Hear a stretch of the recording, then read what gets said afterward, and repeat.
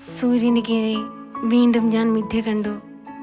പുത്രനോ സഹോദരനോ ആരുമില്ലാത്തവനും അധ്വാനത്തിന് അറുതിയില്ല. ധനം എത്രയായാലും അവന് മതി വരുന്നില്ല. ആർക്കു വേണ്ടിയാണ് അധ്വാനിക്കുകയും സന്തോഷങ്ങൾ ഉപേക്ഷിക്കുകയും ചെയ്യുന്നതെന്ന് അവൻ ചിന്തിക്കുന്നില്ല. ഇത് മിഥ്യയും പരിതാപകരവുമാണ്. രണ്ടുപേർ ഒരാളേക്കാൾ മെച്ചമാണ്. അവരിലൊരുവൻ വീണാൽ അവരന് താങ്ങാൻ കഴിയും. ഒറ്റയ്ക്കായിരിക്കുന്നവൻ വീണാൽ താങ്ങാൻ ആരുമില്ല.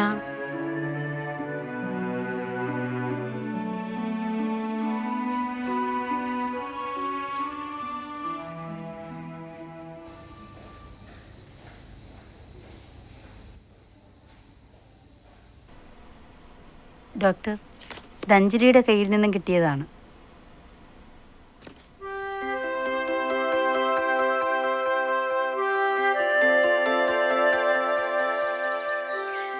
എൻ്റെ വീട് ഓർമ്മകൾക്ക് നിറങ്ങൾ നൽകിയ, സ്വപ്നങ്ങൾ കാണാൻ എന്നെ പ്രേരിപ്പിച്ച എൻ്റെ വീട്, എൻ്റെ മമ്മിയോടും ഡാഡിയോടുമൊത്തുള്ള സ്വർഗതുല്യമായ ജീവിതം എനിക്ക് സമ്മാനിച്ച ആ നാളുകൾ എനിക്ക് മറക്കാൻ കഴിയില്ല. മമ്മിയായിരുന്നു എൻ്റെ എല്ലാം. വല്യമ്മച്ചിയുടെ കൈകളിൽ നിരന്തരം നീങ്ങിക്കൊണ്ടിരുന്ന ജപമാല മണികളിൽ ആദ്യമായി ഞാൻ എൻ്റെ ഈശോയെ തിരിച്ചറിഞ്ഞ നാളുകൾ.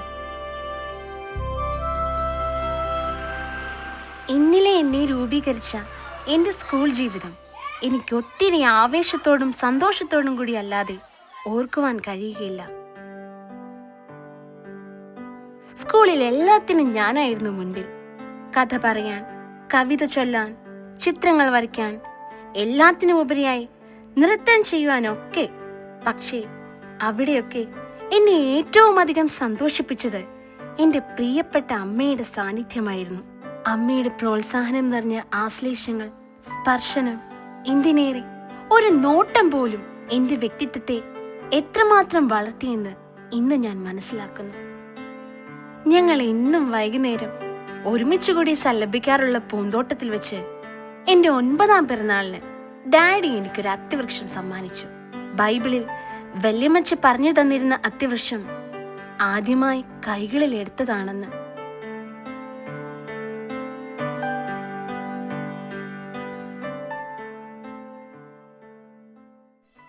അന്ന് അത്താഴമേശയിൽ വെച്ചാണ് ഒരു ഞെട്ടലോടെ ഞാൻ ആ കാര്യം അറിഞ്ഞത്.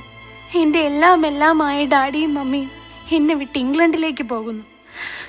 എൻ്റെ നഷ്ടങ്ങളുടെ കണക്ക് പുസ്തകം അന്ന് തുറക്കുകയായിരുന്നു.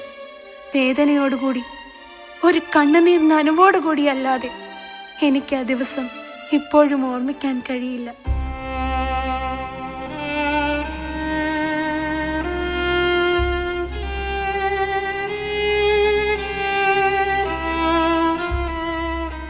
പിന്നീട് എന്നും എപ്പോഴും എൻ്റെ മമ്മിയോടും ഡാഡിയോടുമൊത്ത് ഞാൻ കിടന്നിരുന്ന ആ മുറിയും അവിടുത്തെ ഓർമ്മകളും എനിക്ക് ആശ്വാസമാകുകയായിരുന്നു. മമ്മിയുടെ മുടി മമ്മി എന്നെ തോർത്തിണക്കിയിട്ട് ഇറക്കി. എന്തോ എല്ലാത്തിനോടും എനിക്ക് വലിയൊരു ആകർഷണമായിരുന്നു. പിന്നെ ചിത്രങ്ങൾ വരയ്ക്കുക എന്നത് മാത്രമായിരുന്നു എനിക്കൊരാശ്വാസം. അങ്ങനെ ഞാൻ എൻ്റെ ഒരു പുതിയ ലോകം വരച്ചെടുത്തു.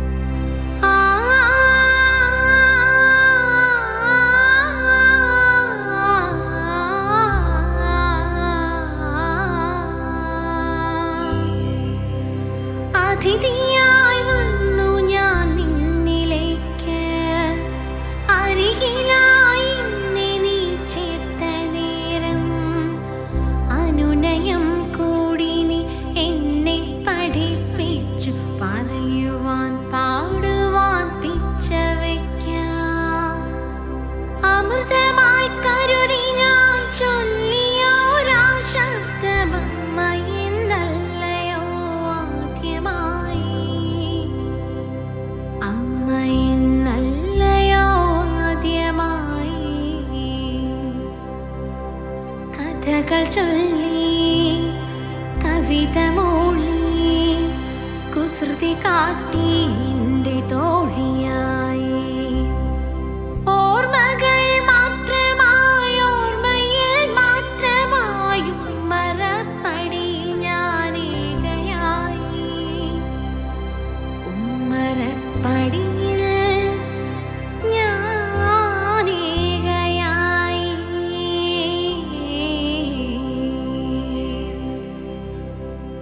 പാട്ടും എഴുത്തും കഥയും കവിതയും നൃത്തവും ഒക്കെ നിലച്ചു.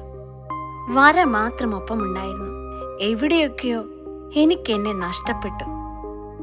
എനിക്കറിയില്ല എന്താണ് എനിക്ക് സംഭവിച്ചതെന്ന്. ജോലിയുടെയും തിരക്കുകളുടെയും കാരണങ്ങൾ നിർത്തി ഒരിക്കൽ പോലും തിരിച്ചു വരാതിരുന്ന ഡാഡിയോടും മമ്മിയോടുമുള്ള ബന്ധം വല്ലപ്പോഴുമുള്ള ഫോൺ വിളികളിൽ മാത്രം ഒതുങ്ങി നിന്നു. പ്രധാന സമ്മേളനത്തിൽ നൃത്തം ചെയ്യാൻ ടീച്ചർ എന്നെ തിരഞ്ഞെടുത്തു. ഞാൻ വീണ്ടും ചിലങ്കയണിയാൻ പോകുന്നു. അത് കാണാൻ എന്റെ മമ്മിയും ഡാഡിയും വരുന്നു. ഓർക്കുമ്പോൾ കോരിത്തരിക്കുന്നു. അങ്ങനെ എന്നിലെ നഷ്ടപ്പെട്ടു പോയ എന്നെ ഞാൻ തിരിച്ചു പിടിക്കാൻ പോവുകയാണ്. പ്രാർത്ഥിക്കുകയാണ്, ദിവസങ്ങൾ എണ്ണുകയാണ് നിങ്ങളെ കാണാൻ, ആ പഴയ അഞ്ജലിയാകാൻ. അഞ്ജലി സെബാസ്റ്റ്യൻ. മക്കൾക്ക് വേണ്ടി കഷ്ടപ്പെടുന്ന അനേകം മാതാപിതാക്കൾ അറിയാതെ പോകുന്ന ചില സത്യങ്ങളുണ്ട്. മക്കളുടെ വ്യക്തിത്വ രൂപീകരണ നാളുകളിൽ, പ്രധാനമായും ടീനേജ് വരെ, പേരൻസിൻ്റെ ആബ്സെൻസ് അവരുടെ പേഴ്സണാലിറ്റിയെ അഫക്റ്റ് ചെയ്യും. അവളുടെ 9-ാം വയസ്സിൽ നിങ്ങൾ പോയപ്പോൾ അത് അവൾക്ക് വലിയ ഒരു ഷോക്കായി. അന്നു മുതൽ അവൾ ഒരു ഡിപ്രഷൻ മൂഡിലേക്ക് വരികയായിരുന്നു. അഞ്ജലി ചെയ്തത് അവൾക്ക് നഷ്ടമാകുന്ന പേരൻസുമായുള്ള മൊമെന്റ്സ് ചിത്രങ്ങളിലൂടെ അവൾ തൻ്റെ മുറി ക്രിയേറ്റ് ചെയ്തു. ഇത് ഒരു തരത്തിൽ അവൾക്ക് ആശ്വാസമായി തോന്നിയെങ്കിലും സാവധാനം വികലമായ ഒരു വ്യക്തിത്വത്തിന് ഉടമയായി തീരുകയായിരുന്നു അഞ്ജലി. ഈ വികലമായ വ്യക്തിത്വവുമായി +2 വരെ എത്തിയ അവൾക്ക് ആ ജൂബിലി ദിവസവും ഡാൻസും നിങ്ങൾ വരുമെന്ന പ്രതീക്ഷയും ഒരു ഹീലിംഗ് ആകുമായിരുന്നു. പിന്നീടുണ്ടായ കാര്യങ്ങൾ ഞാൻ അറിഞ്ഞത് ഗ്രേസി ടീച്ചറിലൂടെയാണ്. ഡാൻസിന് തൊട്ടു മുമ്പ് നിങ്ങളുടെ ആബ്സെൻസ് മനസ്സിലാക്കിയ അവൾക്ക് അത് അക്സെപ്റ്റ് ചെയ്യാൻ കഴിഞ്ഞില്ല.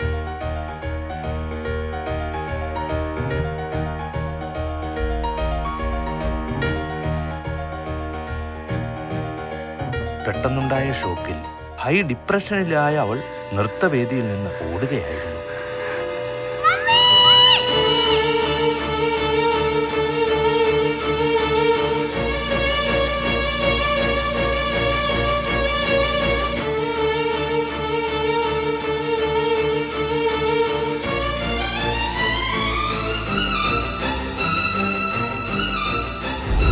അങ്ങനെയാണ് അവൾ ഇവിടെ എത്തിയത്.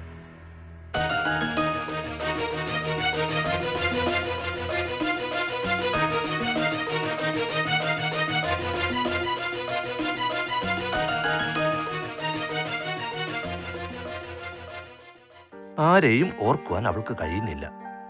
ഉള്ളിലെവിടെയെങ്കിലും ഇപ്പോഴും അവൾ നിങ്ങളെ സ്നേഹിക്കുന്നുണ്ടെന്ന് മനസ്സിലാക്കിയാൽ നമുക്ക് അവളെ തിരിച്ചു കൊണ്ടുവരാം.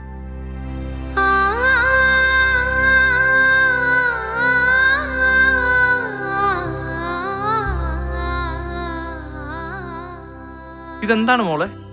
അതിങ്ങി തരൂ.